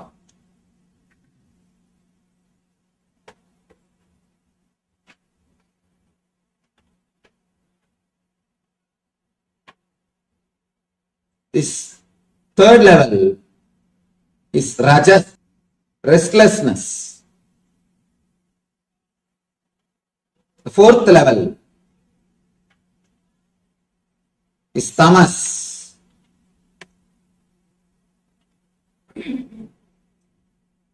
The fifth level,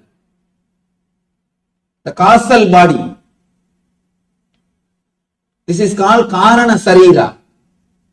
This causal body is what Krishna calls Urdhva Moola Madaschagam, where all our engrams are stored in seed form, in the form of seeds.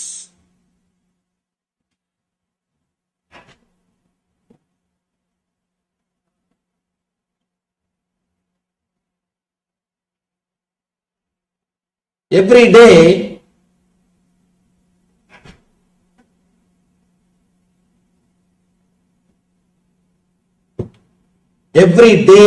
you enter into the causal body at the time of deep sleep.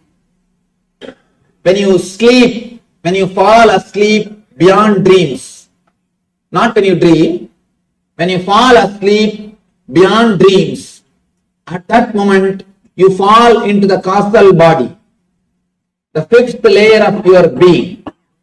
When you come out, all those engraved memories comes out, your whole world is created. Every day you merge in this layer and come out of that layer. Now, Krishna is explaining the secrets related to that layer. Yesterday he spoke about the secrets related to these three layers. How we are disturbing our desire energy. Understand? Desire is pure energy. You create troubles only by creating self-contradicting thoughts. If you don't have self-contradicting thoughts, all your desires will lead you to deep fulfillment. Desire is energy. Yesterday, Krishna spoke how the energy can be used properly, how we are abusing it, how it can be used. Next, how we fall into restlessness by abusing it. Third, even after the restlessness, if you are not correcting your mistakes, if you are not clearing the self-contradicting desires, you fall into tiredness. It's like a one-side fire. You are creating fire and the pressure cooker is there. Inside the cooker, the steam is getting, and the pressure is getting developed. Other side, you put a weight and try to seal it. Naturally, it will burst. Same way, even after the restlessness, if you don't clear the desire energy, or if you don't clear the self-contradicting thoughts which you are creating in you, you will fall into the depression, tamas. He gave the small, simple advice, techniques to clear ourselves and not to fall in that tree, not to be disturbed by that tree. Next, he goes to the causal body where we store all our engraved memories. He explains the secrets of this body, because even if you go beyond these three gunas, sattva, rajas, tamas, if you don't destroy this engraved memories, the bija samskaras, the samskaras in the form of a seed, you will take birth again and again. So here he gives the technique. He explains how to go beyond the samskara, engrams, which is in the seed form. It may not express in you, but it will be there in the seed form. When time comes, suddenly it will come out. You can see. You may not have seen some of your childhood friend or childhood enemy for 10 years because you are in the States. When you go back, see, in the States, when you are here, all the 10 years, the samskaras related to them never comes up, whether love or hatred. It is not there. You are never caught by it. You are never disturbed by it. You are beyond the sattva, rajas, tamas. But when you go back and meet them, suddenly the whole emotion is there. You discover the same love is there and the same hatred is there. How? Because it is in the causal body. You may not experience it in the day-to-day life. Even if you don't, you will see it is in the causal body. It's like an archive in the office. There are some files which are in the table. There are some files which are in the office archives. There are some files which are in the bank locker archives. This first, the sattva, rajas, tamas. These three gunas are the files which are in the table. And causal body is the files which are in the office archives. The inside, the cosmic body and nirvanic body are the files which are in the bank locker archives. Now, yesterday we saw how to clear these three files of sattva, rajas, tamas. Now he gives a technique to clear the causal body files, to clear the files which are in the office archives. Bhagavan starts, there is the imperishable banyan tree that has its roots upward and it branches down, and whose leaves are the Vedic hymns. One who knows this tree is the knower of the Vedas. He is trying to give an example to explain the quality of causal body. Quality of causal body. He says the roots are upwards and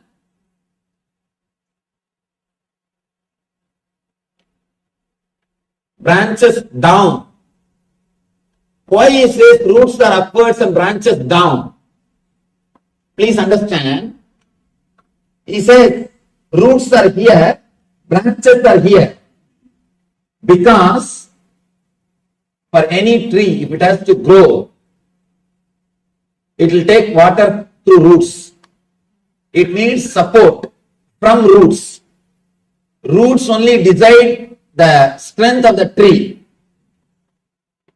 Roots are going to decide the way in which the tree is going to live. The physical body, whatever you are taking through physical body, that only is going to decide the depth of causal body. That is why he says roots are up, roots are in the outer world, and branch is in the inner world. Roots are out. Whatever you take through five senses, that is the water or strength for the causal body. Causal body is, here he says leaves, and here he says root. The tree is upward. Tree is topsy-turvy. Whatever you take through the five senses from the outer world, that only is going to enrich the causal body. And an important next statement, the leaves of the tree is said to be the Vedic hymns, Veda mantras. Yesterday I was making an important statement. All the words which you continuously repeat inside your mind without your consciousness, whatever words you repeat in the unconsciousness, especially morning when you are alone in the bathroom, those words are the mantras which shows path for your life. What are the words you repeat with yourself? They are only going to decide the way of your life. Just try to analyze your mind. What are the words you repeat with yourself? When you are alone, when you are sitting with yourself, what are the words you repeat? Those words are only going to decide the path in which you are going to travel. Mantra means manasasya stiraha idi mantraha. What makes your mind strong is mantra.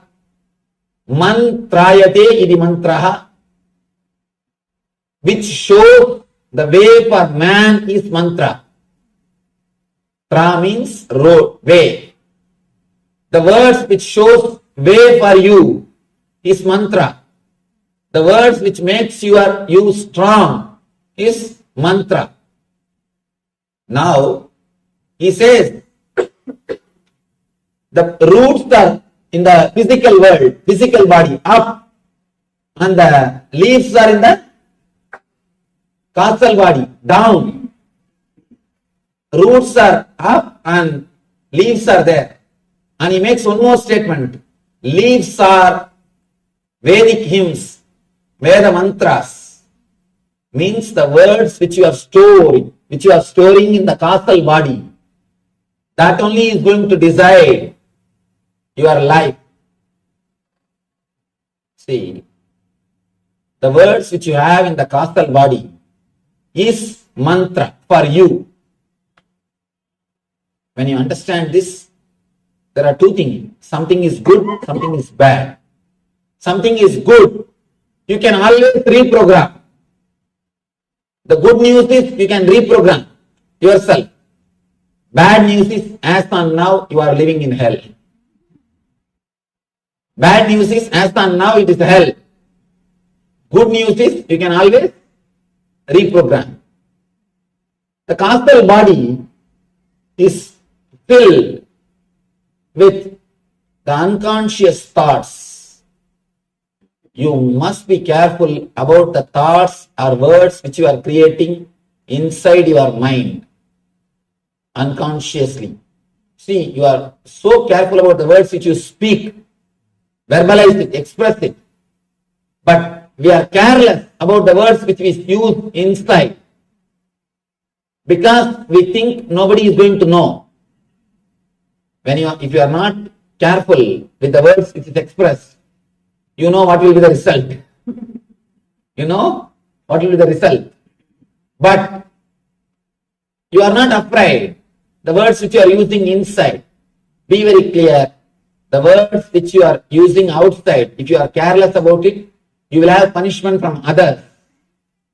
The words which you are using inside, if you are careless about it, you will have punishment from yourself. You will torture yourself. You will kill yourself. You will create more and more trouble for yourself. The words which you use inside should have the healing effect. Words which carry healing effect will always create fresh living energy in you. Krishna says, the leaves are the Vedas, Veda means knowledge. The leaves are the words which you have engraved in the causal body, which are in you. Those words are so powerful, so alive. They are going to show way for your whole life.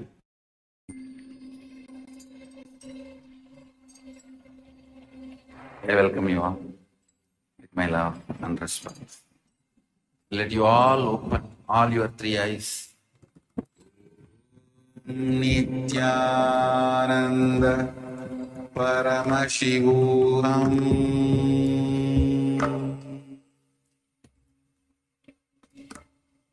Om Nityanand.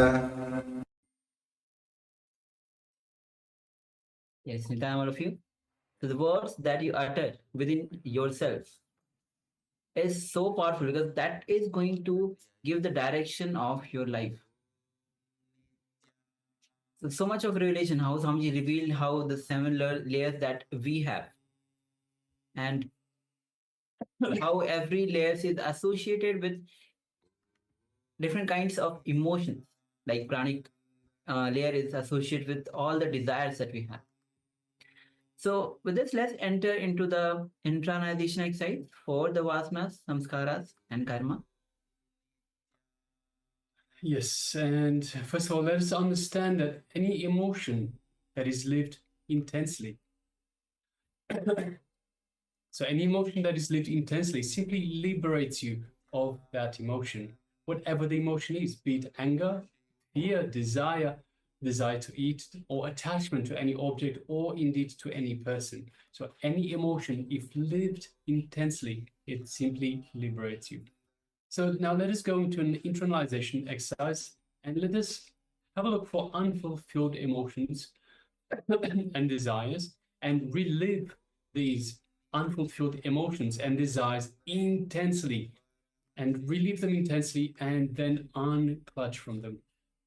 So let's take a few minutes and do this exercise. So identify the emotions and desires that you have not fulfilled, you haven't lived intensely, and relive this time intensely. Relive them intensely, and they will liberate you. And after you relive these emotions and desires, then simply unclutch from them. So let us gather a pen and paper first of all. So requesting all participants to gather a pen and paper so you could write these down so you don't forget. And just identify a small number of emotions and desires that you have not lived fully and you have not lived intensely. So let us begin this exercise.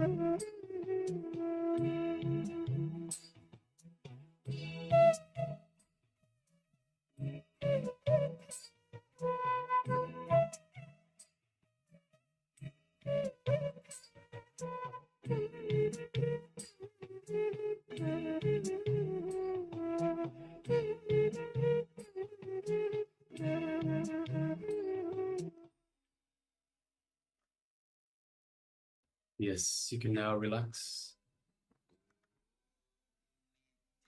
So we've just gone through a number of different emotions, number of different, whether it be anger, fear, desire, attachment, and relived all the unfulfilled emotions and desires intensely, and then we've unclutched from them. So this was the exercise that we've just gone through. So now requesting all participants, let us now move on to the next segment. And of course, if you have any questions about the internalization exercise that we've just done, by all means, let us know and we'll address that. Meanwhile, we'll prepare ourselves to go on to the next segment of the program, which is once again the power manifestation. And it is reducing the weight of an object. And this time we'll be looking at reducing the weight of an object that is away from you. So in the previous round, we looked at reducing the weight of an object in the palm. Now we will be placing the object away from us, and through the same process, see the way it works. We move to higher and higher levels, slightly harder and harder.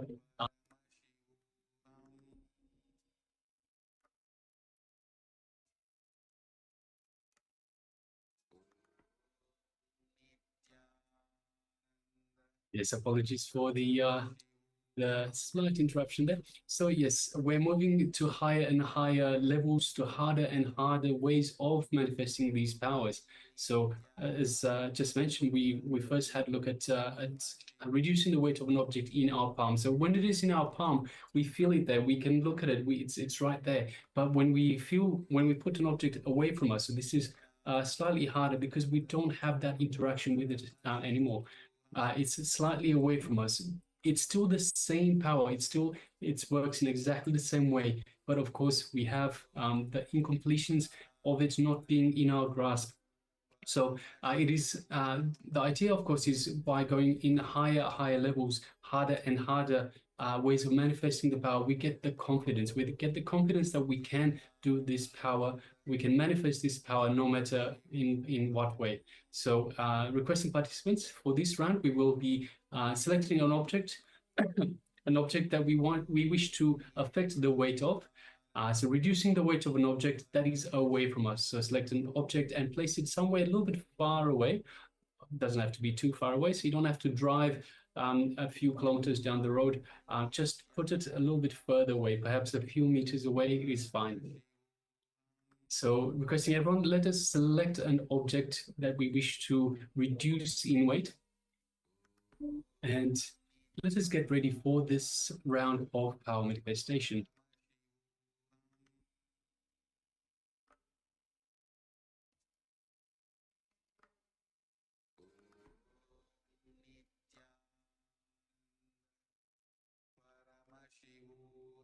All right, so once you have selected an object, and of course the participants on YouTube, we are with you as well. You can also take part in the power manifestations. We have another message from Luz de Amor. Happy New Year, Acharyas, and thank you very much for your contribution. Yes, thank you very much, Luz. Much appreciated. Thank you very much for being with us. All right, so let us, and of course, Happy New Year to all of you. Yes. Happy New Year to the entire Sangha, to all the participants, to everyone that is here with us, all those that are here with us in spirit and in mind. And yes, it is a wonderful way to start the new year. Yes. So we'll be going through. Yes, and on this new year, as you know, Jayanti is also there, 25th, and 3rd also Jayanti celebration is there. And on the 3rd Jayanti celebration, we have the sannyas initiation by Swamiji. So those individuals, those souls who actually want to take a jump in their life and want to take sannyas, though Jayanti, 3rd of Jan, there will be initiation into sannyas. Those who are interested, let us know. We'll be giving you the further details. So this new year is going to be on this, as also we are celebrating the Jayanti Mahotsavam, Jayanti Brahmotsavam of Swamiji. So of course, you have a lot of opportunities from KAILASA to way to connect to KAILASA, way to contribute to KAILASA. All right, so let us get ready for this round of power manifestation. So let us sit comfortably with the head, neck, and spine in a straight line. This is, of course, to facilitate the movement of the Kundalini Shakti through our body. And let us close our eyes. It's usually easier if we close our eyes. So requesting everyone, let's just close our eyes. And visualize Swamiji in our inner space. So we have the inner space is just below the heart center. Heart center is in the center of our chest, just below that. If we move right below that, we have our inner space, our Ananda Gandha. So that is our inner space that Swamiji has initiated us in. And let us now visualize Swamiji in our inner space. So select the murti, the image of Swamiji, the ideal image of Swamiji that you have, that you feel most connected to. And just kindle that connection, feel that connection grow stronger.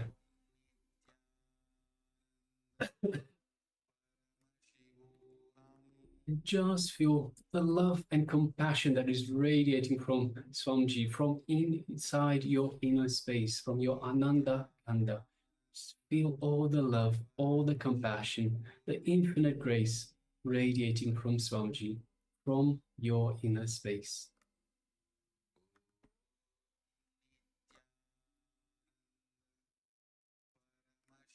Into this feeling connection and know that you are in oneness with Swamiji. Just take a moment and feel that space of oneness, that familiarity, that buzzing sensation, that oneness with Swamiji.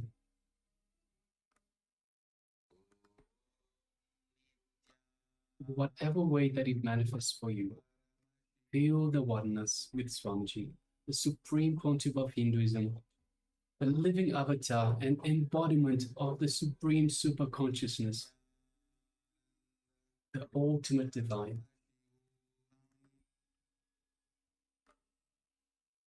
Now let us just move our gaze to the third eye, so just between the eyebrows, the Anya chakra, and let us visualize Swamiji in our third eye.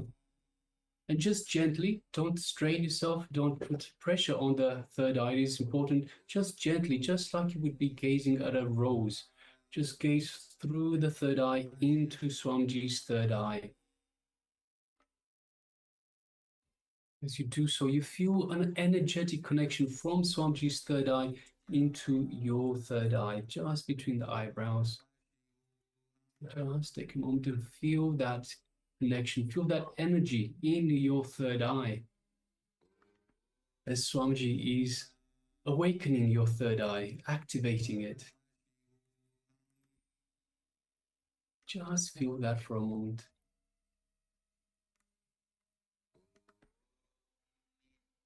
Now let us connect further to Swamiji by chanting the Mahavakya, which is the cosmic code word that Swamiji has given us to connect to him, to kindle that feeling connection. Om Nityananda Paramashivoham. Om Nityananda Paramashivoham. Om Nityananda Paramashivoham. Let's continue chanting the Mahavakya. And let us start making a strong intention for the weight of the object that is away from us to reduce in weight. Strong intention. Make it is the only possibility, the only reality that you are going to entertain. Nothing else is the truth. Only your intention for the weight of the object to reduce. Make that strong declaration, strong intention in your mind, in your mind's eye, in your third eye, and keep it in the third eye, where you have the connection to Swamiji. It's the only reality, the only possibility we're willing to entertain is for the object, for the weight of the object to reduce in weight.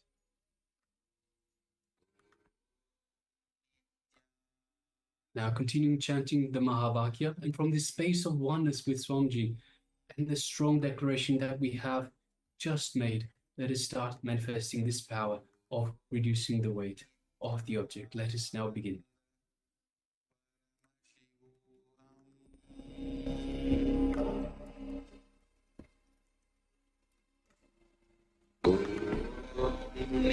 Nityananda Paramashivoham.